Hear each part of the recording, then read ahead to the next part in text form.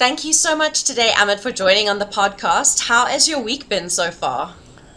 It's been exceptional. We have a lot of work going on here, and uh, wrapping up a few important projects. So things are good.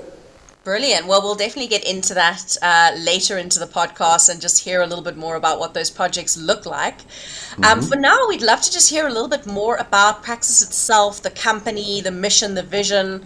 Yeah, just anything you can tell us to sort of bring it to light for our listeners.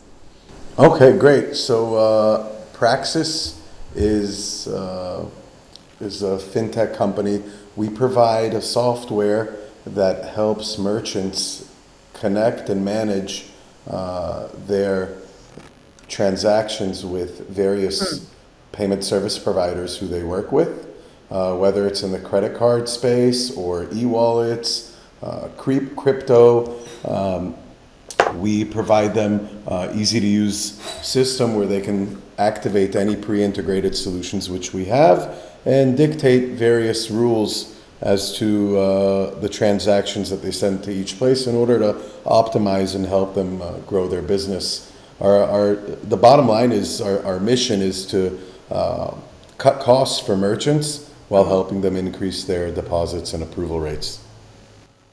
Okay, brilliant. And we'd like to take a few steps back, just hear a bit more about your own career journey, really what led you to kind of, into the sort of fintech space, and then really your journey to become a founding partner at Praxis. Okay, how far back should we go here? I mean, Completely up to you, completely up to you. okay, so I studied business administration. I did a bachelor's of science in Charleston, South Carolina, in the U.S., where I spent a big portion of my life. And if you were to ask me back then what I would want to do, I would tell you, I'm not quite sure, but I definitely want to be able to reach and impact a lot of people as far as what they see and the decisions they make. I think they call it today an influencer, right? But it's not exactly an influencer Yeah. in the social media realm, but just to have exposure and be out there. And that's why I really enjoyed the first real job I had at a company, which was online gaming software provider that also Okay. had its own, UK and other licenses, licensed operations that they were doing, and I was doing everything from affiliate marketing to media buying, and I felt like I was getting the exposure I wanted. I was putting ads out there, people were clicking Mm. on them. I could really measure the results, and I got into the whole, online traffic and internet thing, and I slowly began to learn more and more about the actual operational side of the business. And one thing led to another, and I don't know, 5, 6 years later, I found myself leaving that position to help manage and take a leading role in a very similar operation that was doing, forex trading, one of the first SISEC regulated companies, and also gaming. And I found myself on the operational side of the business, filling in to fulfill the payment needs of the company because there was really nobody else to do it. And it was something that really intrigued me. What does that mean? What's the bottom line? It means that the company was heading into emerging markets, Southeast Asia, Australia, Latin America, Japan, and we were looking for payment solutions. Mm. And I would look for localized payment solutions to give a better customer experience, and I would find those solutions. And my next challenge was for the CRM providers or the platform providers that we were working with Mm. to integrate those solutions. And that in itself took several months, 6, 9 months at a time, even for various reasons, like maybe the pipeline of work they had or their own interests to push me to work with providers who they wanted me to work with. So after I did get some of those integrations I wanted with those local providers, my next big challenge was for the CRMs to have decision-making features for me. You know, for me to be able Yeah. to say, okay, if a Visa card from country A is used, then I want it to go to PSP1. And if it's a MasterCard from country B, then I want it to go to another payment service provider. And nobody had these features for me to use. So we teamed up with another partner who was in the payments realm and had Hmm. a portion of the system built. We started using it, and then I realized that there was so much more to do. And Yeah. that's when we decided to launch Praxis and really build a serious payment system. And we were in a beta phase from middle of 2014 to almost the end of 2016, where we worked with just about 8, 9 different clients, processing just under 10 million euros a month in Wow. transactions. And again, we weren't processing the transactions as in receiving the money and sending settlements to merchants. That's not what we do. We were providing the integration with the PSPs and the system which let them apply various logic and rules in order to optimize the client experience and improve the approval rates. And I gained a huge burst of confidence after almost a year and a half of beta, where I saw that we had zero attrition and nobody was Wow. leaving us. On the contrary, people were adding brands. And that's when things really started to evolve, and I said, okay, I see these people aren't leaving us. I see my costs and how much I'm charging. Maybe if I toggle the price model a little bit, I could get more customers and and increase the amounts, the revenues that we're generating. And we did that. And fast forward to to today, we're now over 100 employees and processing almost a few billion a year this year. Amazing. So yeah, so things were just huge, and fortunately, we were able to do this bootstrapped and Yeah, that was going to be my next question around, how did you raise your capital, any of the challenges, but also being a bootstrap company, that also must come with its own set of challenges as well. we it's absolutely challenging, and I know that it has its cons. It has its downfalls, which is slower time to market, longer time to recruit really quality talent sometimes, and sometimes you need a bit of luck. And there's no shame in that. There's no shame in saying you had some good luck, but you also capitalized on the right opportunities and the right time. Yeah. I think if you're gonna bootstrap, then one of the key elements is to know your limits and not to overpromise and underdeliver to your merchants or to your clients.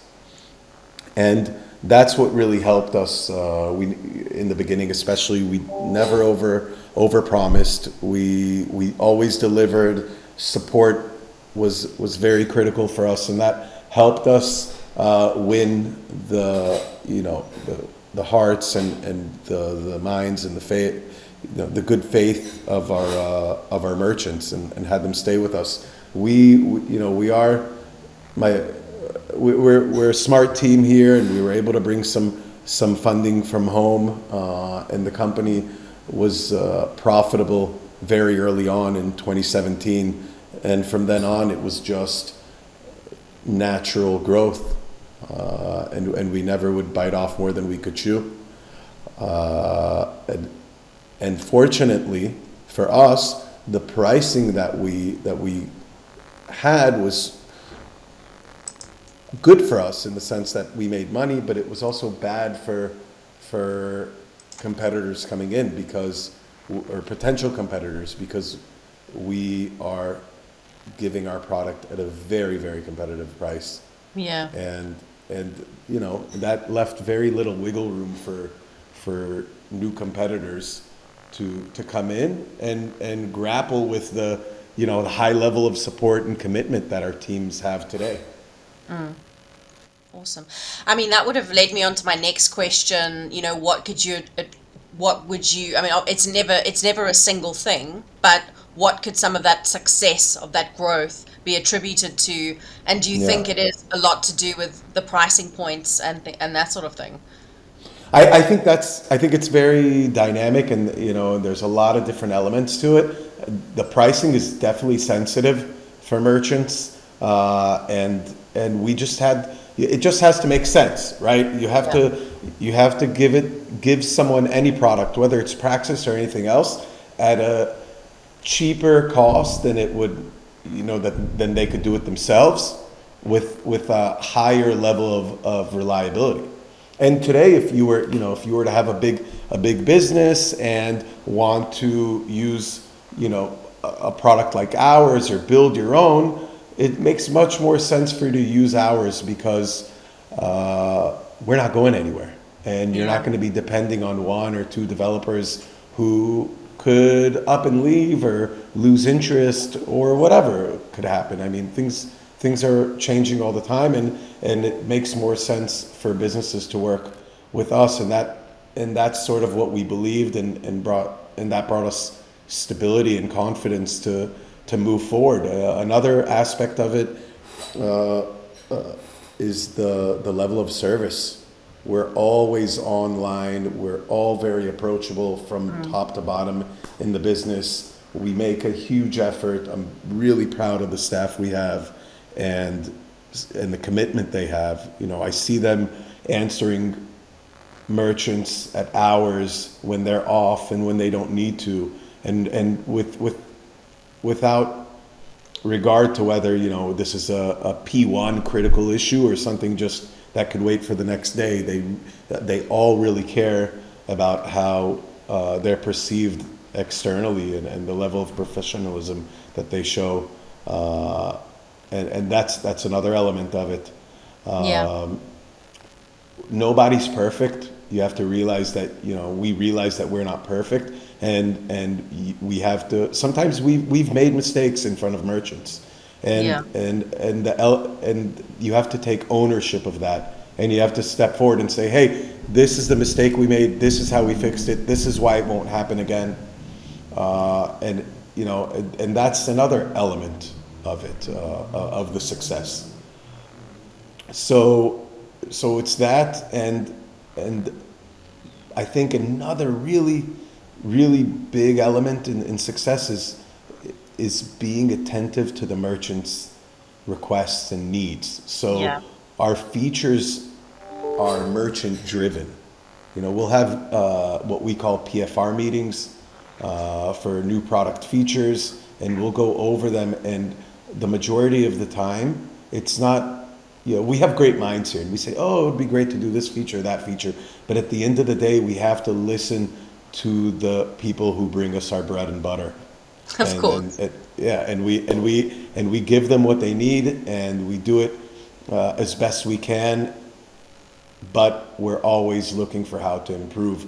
We've reinvested heavily in the business, in bringing great talent, whether it's people who can help us improve our image, our UI UX, security, understanding of new payment trends, and understanding you know, improving the efficiency, adding better procedures within the operations of the business. It's never ending, and it's ongoing, and we embrace it.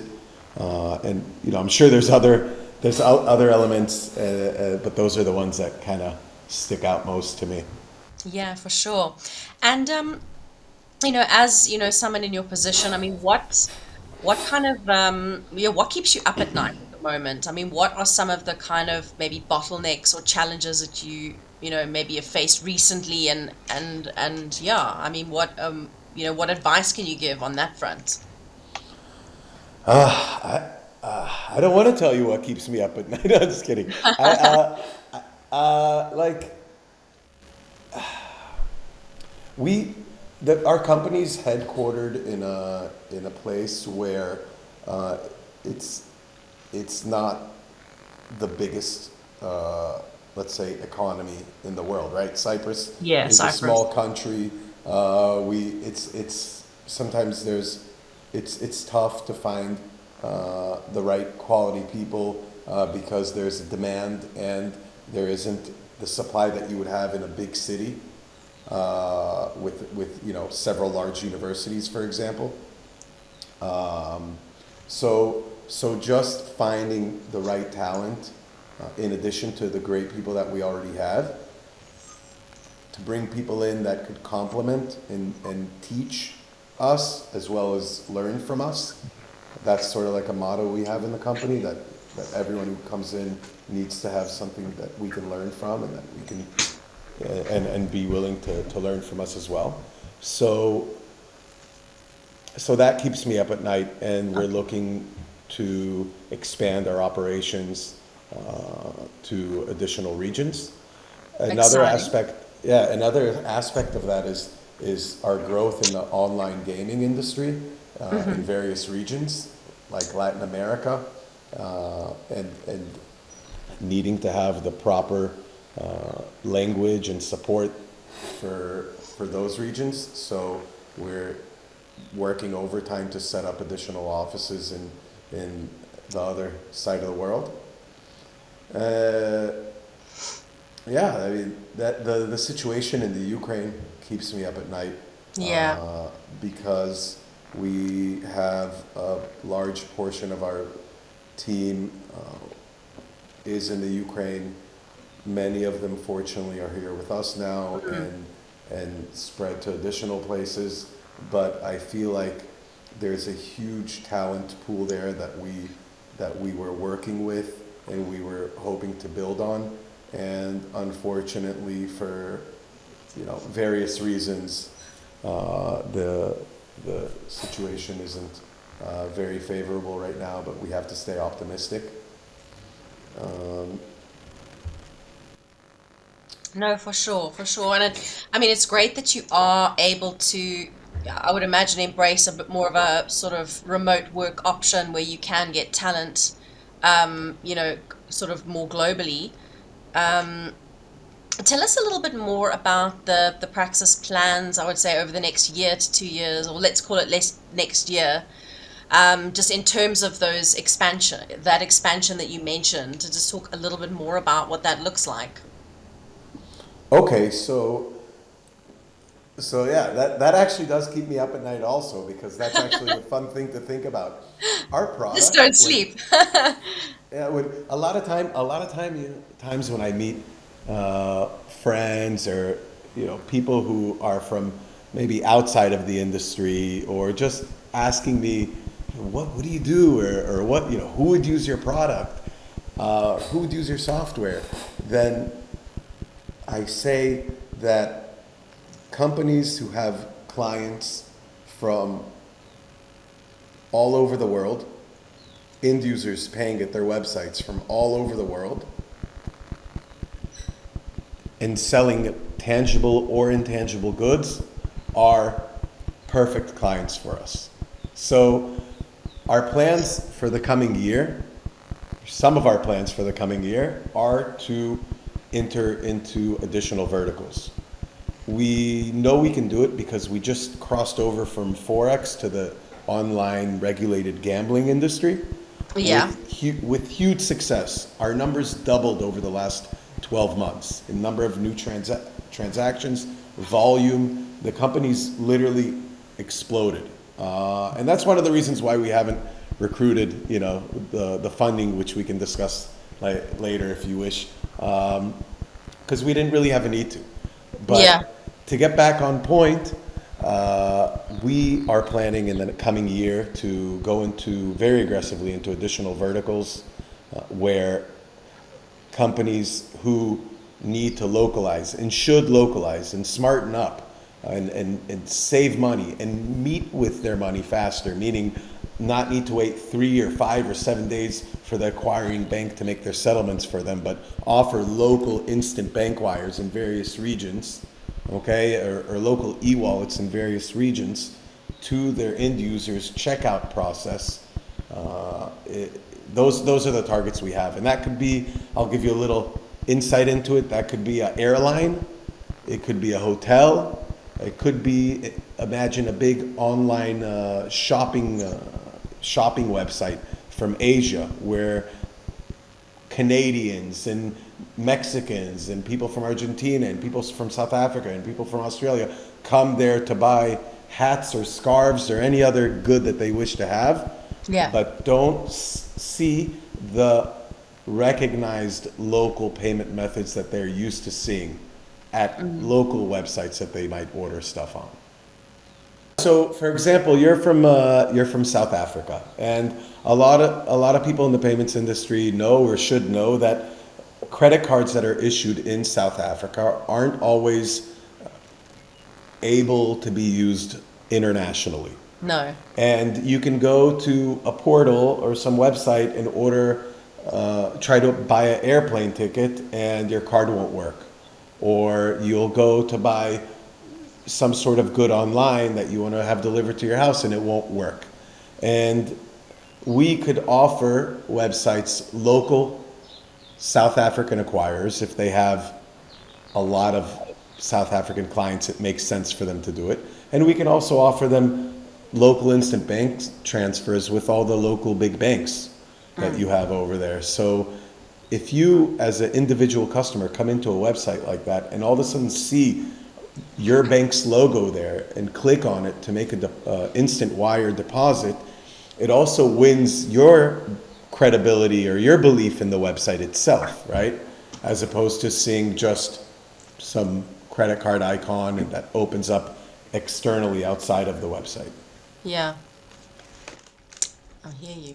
I was very curious just to go back. I know we spoke obviously a little bit about you obviously bootstrapping, and then just that question around bringing on, would you go for funding rounds? Is it something that you'd look at in the future, or sort of where your head's at with regards to fundraising?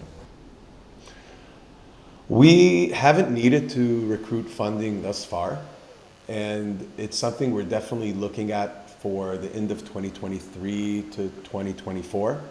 It's just that the company's been doing so well on its own that we feel that it's a little premature right now to sell ourselves short and jump at the first offer or offers that we get.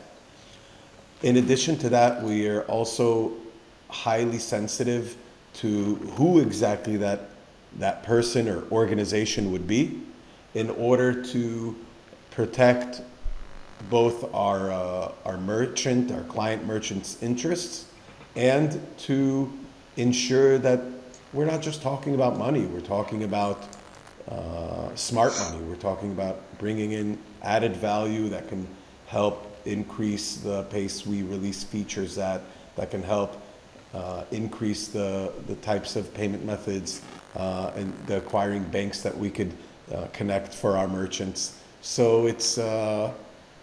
we're very picky. We're very specific about who we would bring in to this organization.